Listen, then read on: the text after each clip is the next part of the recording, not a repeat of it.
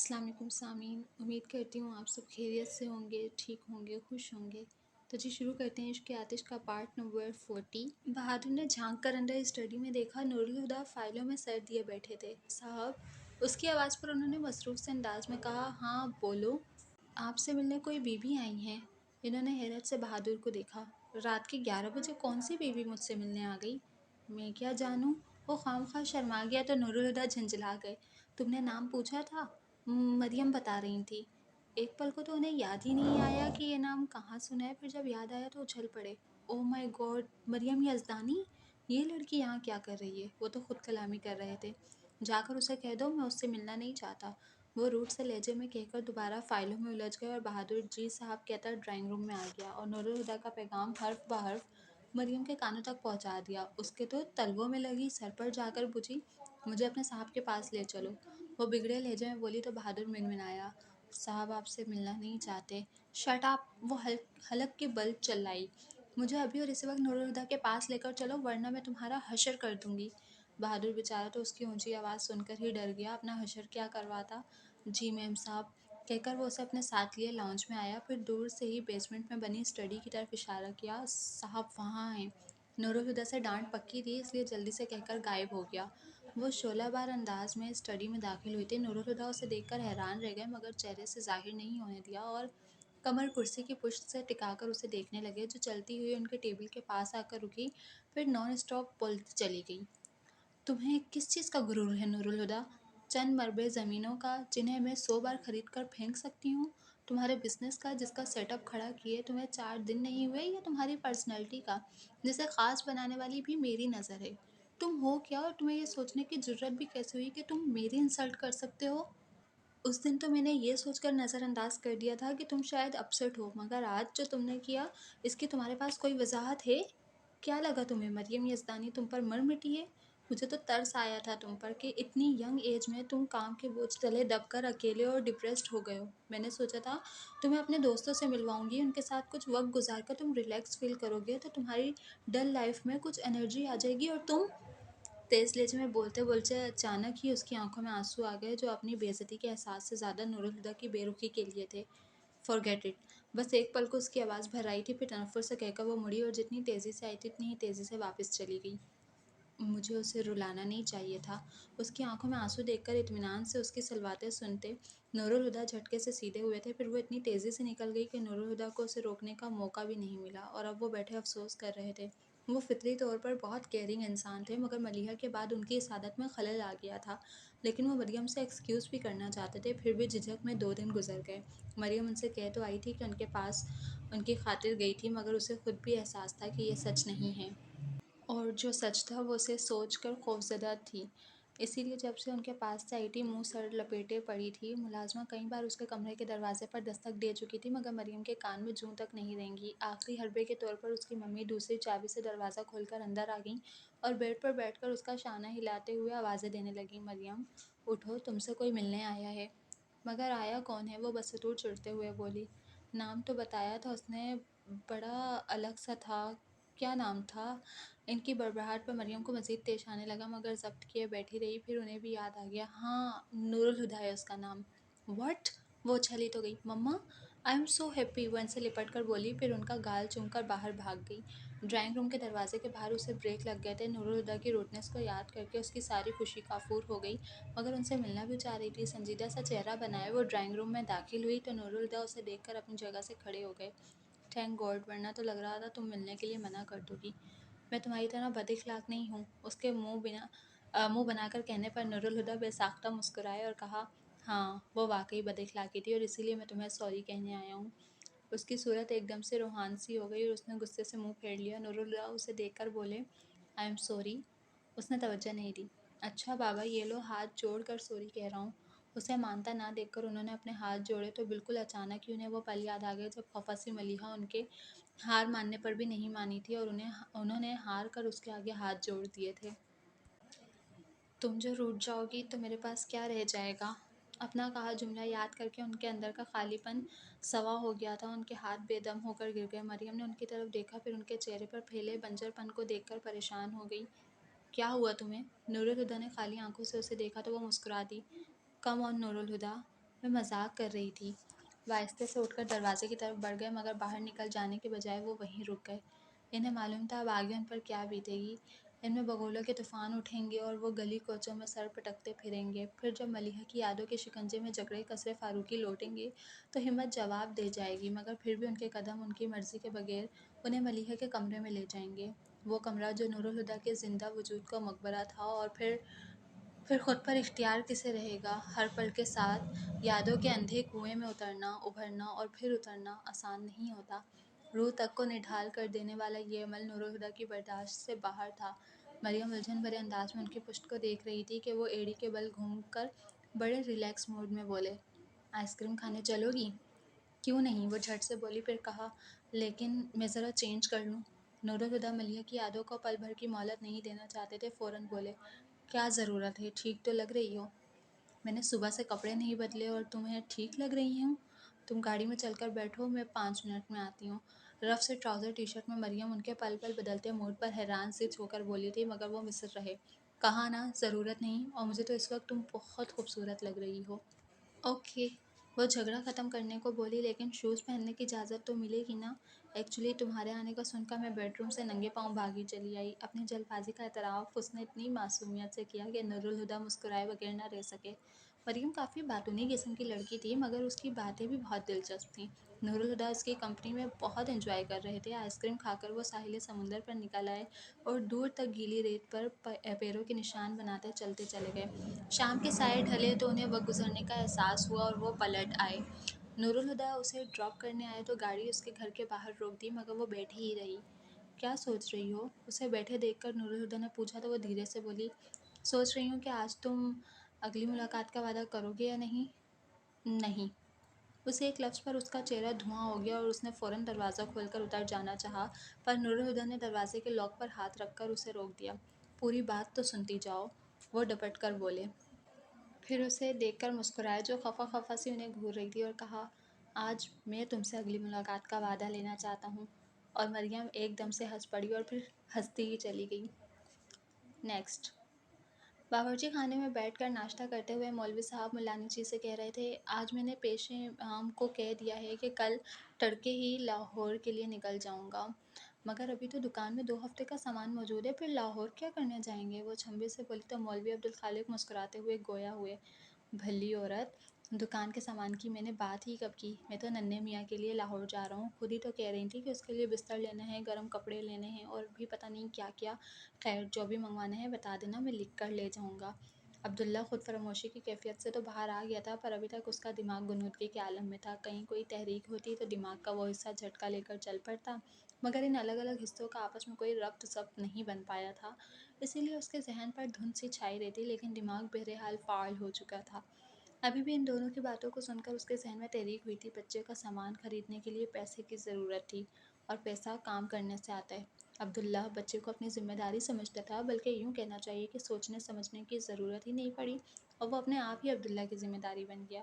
اب عبداللہ سوچ رہا تھا کہ اسے بچے کی ضروریات پوری کرنے کے لیے کام کرنا چاہیے، لیکن اس نے مولوی صاحب سے اس بات کا ذکر نہیں کیا، بلکہ وہ تو کسی سے بھی اس بات کا ذکر نہیں کرتا تھا۔ ایک جامد چپ کی مہر اس کے ہونٹوں پر لگی تھی، اور شاذ و نادر ہی اس کی زبان سے کوئی لفظ ادا ہوتا تھا۔ حالانکہ دیوانگی کے عالم میں تو وہ بہت بڑبڑاتا رہتا تھا، مگر فرزانگی نے اس کی آواز کھونڈ دی تھی۔ ناشتہ کر کے اس نے ہینڈ پمپ پر جا کر ہاتھ دھوئے اور خشک کیے بغیر باہر چلا گیا۔ یہ 2 دن تو آرام سے بیٹھا رہا، آج پھر نکل گیا۔ ملانی جی اسے جاتا دیکھ کر پریشان ہوتی، مولوی صاحب سے بولیں تو وہ انہیں تسلی دیتے ہوئے بولے، فکر کیوں کرتی ہے؟ وہ تجھے اور مجھے تو چھوڑ کر جا سکتا ہے، پر اسے چھوڑ کر نہیں جائے گا۔ بولتے ہوئے انہوں نے بچے کی طرف اشارہ کیا، پھر اللہ اکبر کہتے گھٹنوں پر ہاتھ رکھ کر کھڑے ہو گئے۔ عبداللہ سر جھکائے پیروں میں دیکھتا ہاتھ پشت پر باندھے چلتا جا رہا تھا، مگر اس کے دماغ کی سوئی ایک جگہ پر ہی اٹک گئی تھی۔ اس نے یہ تو سوچ لیا تھا کہ اب کام کرے گا، لیکن سمجھ نہیں آ رہا تھا کہ کون سا کام کرے۔ وہ سوچتے سوچتے تھک گیا تو ایک مکان کے آگے بنی دیوڑی پر بیٹھ گیا۔ گلی میں کچھ بچے کھیل رہے تھے، وہ انہیں دیکھنے لگا۔ وہ بظاہر انہیں دیکھ رہا تھا، پر اس کا دماغ کیا کیا جائے میں الجھا تھا۔ بچوں کو دیکھتے دیکھتے اس کی نظر اس شخص کی طرف اٹھ گئی جو سامنے والی دکان کے باہر زمین پر بیٹھا تھا، اور جب وہ لوہے کی دھکتی سلاخ کو سل پر رکھ کر ہولڈر سے پکڑے بھاری ہتھوڑے کی وار سے ضرب لگاتا تو چنگاریاں سی اڑنے لگتیں۔ اسے وہ آتش بازی اتنی دلچسپ لگی کہ قریب سے دیکھنے کے لیے اٹھ کر لوہار کی دکان کی طرف چل پڑا۔ لوہار نے ہاتھ روک کر عبداللہ کو دیکھا جو اس کے مقابل بیٹھ رہا تھا۔ وہ 50 کے پیٹے میں تھا مگر اوپر تک چڑھا رکھی آستینوں میں سے اس کے بازو کی طاقت کونتی محسوس ہو رہی تھی، اور جب وہ بولا تو اس کی آواز بھی کڑکڑاتی ہوئی تھی۔ خیر ہو عبداللہ، آج تو پھر مٹر گشت شروع کر دیتی ہے؟ اس نے دھیرے سے نفی میں سر ہلایا اور پھر وہ کہا جو اس کے دماغ میں چل رہا تھا، اب کام کروں گا۔ اوئے کیڑا کام؟ کوئی بھی۔ اس نے کندھے اچکا دیے، پھر بولا، تم جو کر رہے ہو وہ سکھا دو۔ عبداللہ کو سنجیدہ دیکھ کر لوہار بھی اب کچھ سنجیدہ ہوا۔ پہلا کدی ای کام کیتا ہے؟ وہ سوچ میں پڑ گیا، پھر کہا، یاد نہیں، اور اس کے ساتھ ہی عبداللہ کے چہرے پر ایسے تاثرات ابھرے جیسے دماغ پر زور ڈال کر کچھ یاد کرنے کی کوشش کر رہا ہو۔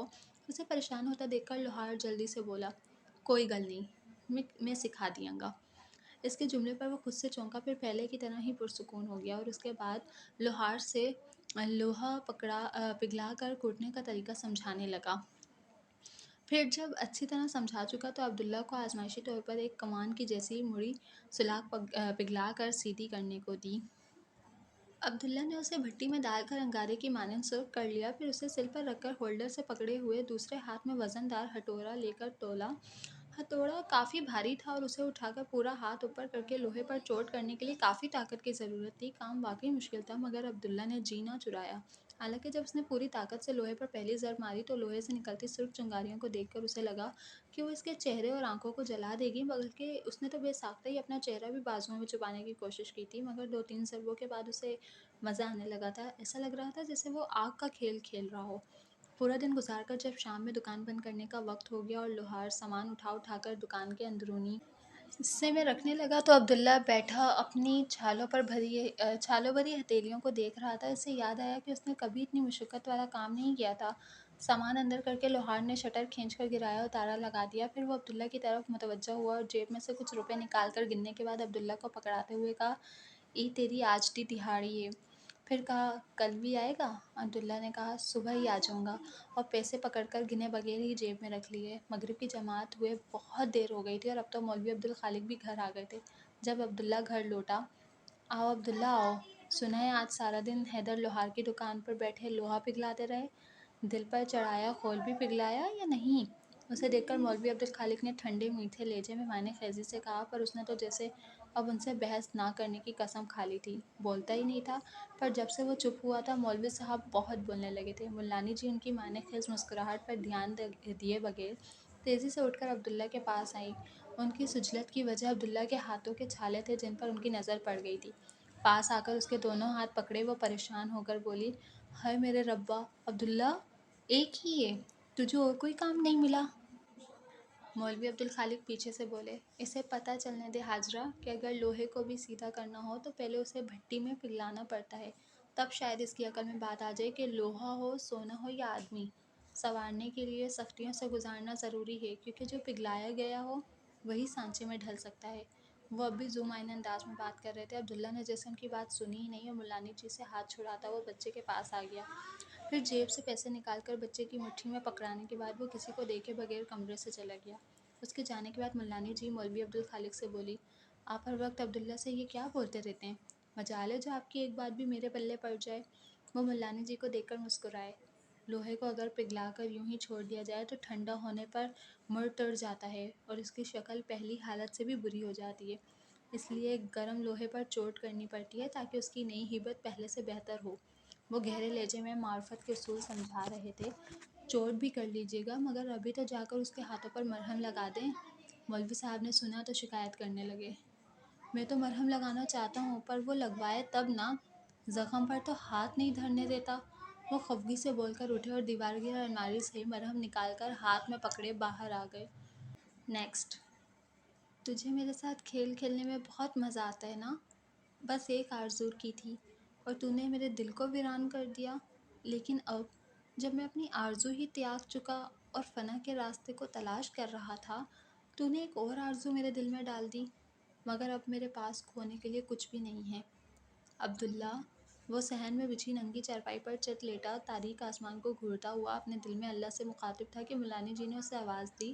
اس نے سر گھما کر ہینڈ پمپ پر برتن دھوتی ملانی جی کی طرف دیکھا۔ اسے اپنی طرف دیکھتا پا کر وہ بولی، تو کاکے کے پاس جا کر بیٹھ جا، مولوی صاحب تو کب کے نماز پڑھانے چلے گئے، وہ اندر اکیلا ہے، ڈر جائے گا۔ ان کی بات سن کر وہ اٹھا، چپل پہن کر اندر کی طرف بڑھ گیا، مگر دروازے پہ پہنچ کر اس کے پیر جیسے زمین نے جکڑ لیے تھے۔ دروازے کے فریم میں اسٹیچو کی طرح ایستادہ اندر کے منظر کو دیکھ کر حسرتیں اس کی آنکھوں میں کروٹ لینے لگی۔ چارپائی پر سوئے بچے کے قریب وہ کوہنی کے بل نیم دراز اس پر جھکی بہت پیار سے سوئے ہوئے بچے کو دیکھ رہی تھی، اور بچے کے سینے پر رکھا اس کا نازک ہاتھ دھیرے دھیرے اسے تھپک رہا تھا۔ عبداللہ کی موجودگی کو محسوس کرکے اس نے سر گھما کر دروازے کی طرف دیکھا اور عبداللہ کو دیکھ کر اٹھ بیٹھی۔ اس نے مسکرا کر بچے کی طرف دیکھا، پھر عبداللہ کی طرف، جیسے کہہ رہی ہو آ گئے ہو تو اپنی امانت سنبھالو، اور ایک ادا سے زمین پر پیر رکھ کر بستر سے اٹھ گئی، پھر چھوٹے چھوٹے قدم اٹھاتی دروازے کی طرف بڑھی۔ اسے اپنی طرف آتے دیکھ کر عبداللہ کے چہرے پر ایسے تاثرات ابھرتے گئے جیسے اس کے ہر قدم کے ساتھ عبداللہ کی جان نکلتی جا رہی ہو۔ عبداللہ نے اس سے نظر ہٹاتے ہوئے نگاہ کو جھکا لیا۔ وہ چلتی ہوئی عبداللہ کے سامنے جا کھڑی ہوئی۔ عبداللہ نے نگاہ نہیں اٹھائی، مگر اسے معلوم تھا کہ اس کے چہرے پر عبداللہ کو دیکھتے ہوئے فدا ہو جانے والی مسکراہٹ ہے۔ عبداللہ دروازے کے بیچوں بیچ کھڑا تھا، مگر چوڑے دروازے میں اتنی جگہ تو تھی کہ اس جیسی دبلی پتلی لڑکی ترچھی ہو کر اس کے برابر سے نکل جاتی۔ وہ کچھ سیکنڈ عبداللہ کا چہرہ دیکھتی رہی، پھر سمٹ کر اس کے سائڈ سے ہو کر نکل گئی۔ وہ اس کے اتنے پاس سے ہو کر گئی تھی کہ عبداللہ بآسانی اس کا ہاتھ تھام سکتا تھا۔ اس کے لباس کی سرسراہٹ نے عبداللہ کو مضطرب بھی کیا تھا، مگر وہ جانتا تھا کہ اگر اس نے ہاتھ بڑھایا تو دونوں کے درمیان وہ چند اینچ کی دوری کبھی نہ ختم ہونے والے فاصلے میں بدل جائے گی۔ وہ چلی بھی گئی تو بھی عبداللہ نے پلٹ کر نہیں دیکھا، کیونکہ وہ جانتا تھا کہ جسے پلٹ کر دیکھنا ہے وہ اب وہاں نہیں تھی۔ یہ کچھ پل عبداللہ کے لیے ایسے ہی تھے کہ کوئی اس کے جبڑے کے راستے ایک سلاخ اس کی کھوپڑی میں گھسا کر زور سے ہلائے کہ اس کا دماغ جھنجھنا اٹھے، اس کی آنکھوں سے بے آواز آنسو گرنے لگے۔ نیکسٹ۔ بچوں کے سبق پڑھنے کی آوازوں کے بیچ عبداللہ چٹائی پر بیٹھا ایک بچے کو سائنس کا مضمون سمجھا رہا تھا۔ اب یہ اس کی روٹین بن چکی تھی۔ پہلے وہ مغرب کے بعد دکان سے گھر آتا، اب عصر کے بعد ہی آ جاتا تھا اور اسکول کے بچوں کو فری آف کاسٹ ٹیوشن پڑھاتا۔ یہ ذمہ داری عبداللہ نے خود قبول نہیں کی تھی، بلکہ مولوی صاحب نے غیر محسوس انداز میں اسے اس روٹین میں شامل کر لیا تھا۔ اس دن دکان پر کام زیادہ نہیں تھا، اس لیے عبداللہ بھی جلدی فارغ ہو گیا۔ گھر آیا تو مولوی عبدالخالق بچوں کے درمیان بیٹھے انہیں پڑھا رہے تھے، ساتھ میں دکان بھی کھول رکھی تھی۔ جب کوئی گاہک آ کر آواز لگاتا تو مولوی صاحب اٹھ کر دکان میں چلے جاتے، پھر گاہک کو فارغ کر کے واپس صحن میں آ کر بچوں کو پڑھانے لگتے۔ عبداللہ آیا تو ہاتھ منہ دھو کر صحن میں ہی چارپائی بچھا کر لیٹ گیا۔ مولوی عبدالخالق گاہے بگاہے اس پر بھی نظر ڈال لیتے۔ تبھی ایک گاہک نے دکان کے کاؤنٹر پر آ کر آواز لگائی تھی۔ مولوی صاحب کو بہانہ ہاتھ آ گیا، فوراً اسے آواز دے کر پاس بلایا۔ عبداللہ ادھر آؤ۔ وہ اٹھ کر پاس آیا تو بولے، تم تنویر کو حساب کا سوال سمجھا دو، میں گاہک کو دیکھ لوں۔ مگر مولوی صاحب، اس نے کچھ کہنا چاہا تو وہ ڈپٹ کر بولے، شکل سے ایم اے بی اے لگتا ہے، دوسری کلاس کے بچوں کو حساب کا سوال بھی نہیں بتا سکتا۔ جا تنویر، عبداللہ تجھے حساب کا سوال سمجھا دے گا، اسے ویسے بھی حساب کتاب کا بڑا شوق ہے۔ احمق نے اللہ کے ساتھ بھی کھاتہ کھول رکھا ہے، وہ بچے سے کہہ کر آخر میں کلس کر بولے تھے۔ بچے نے فوراً اپنی کاپی مولوی عبدالخالق کے قریب زمین پر بیٹھے عبداللہ کی ران پر رکھ دی۔ مولوی عبدالخالق اٹھ کر جا چکے تھے اور بچہ منہ اٹھائے اسے منتظر نگاہوں سے دیکھ رہا تھا۔ وہ گہرا سانس بھر کر کاپی پر لکھے سوال کو یوں دیکھنے لگا جیسے عجوبہ ہو۔ تقسیم کا وہ آسان سا سوال بھی عبداللہ کو لگا کہ وہ نہیں کر پائے گا۔ اس کے ذہن میں نہیں آ رہا تھا کہ اس سوال کو حل کس طرح کرنا ہے، مگر جب اس نے بچے کے ہاتھ سے پینسل لے کر سوال کرنا شروع کیا تو بنا ہاتھ روکے اس نے ایک ہی بار میں سوال حل کر دیا۔ پھر تو بچہ پھیل ہی گیا اور باقی سوال حل کرنے کی فرمائش کر دی۔ یہ سوال بھی حل کر دیں ماسٹر جی، نہیں تو کل اسکول میں مار پڑے گی۔ میں تمہیں طریقہ سمجھا دیتا ہوں، سوال تم خود حل کرو، وہ کہہ کر بچے کو سمجھانے لگا۔ پھر اسے فارغ کیا تو دوسرے بھی اپنی کتابیں کاپیاں لیے اس سے سبق پوچھنے چلے آئے۔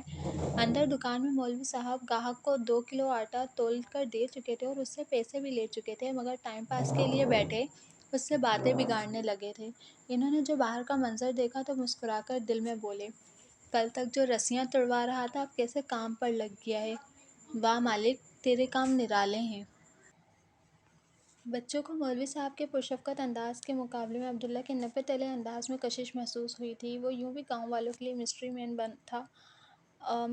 تھا اور یہی چیز اس کے متعلق تجسس کو ابھارتی تھی۔ بچوں نے فرمائش کر دی کہ کل سے عبداللہ ہی اسکول کا کام کرائے اور عبداللہ انکار نہیں کر سکا۔ اب تو وہ گاؤں میں ماسٹر عبداللہ کے نام سے جانا جانے لگا تھا۔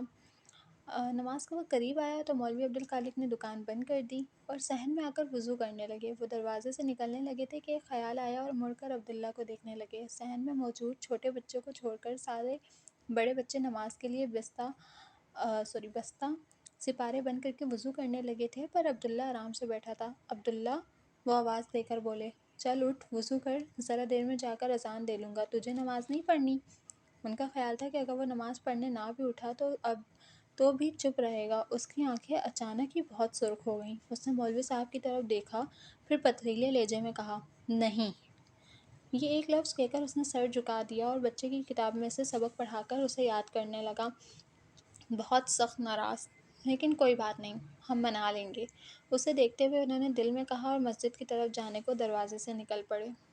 ملتے ہیں نیکسٹ پارٹ میں، جب تک کے لیے اپنا بہت خیال رکھیے گا۔ اللہ حافظ۔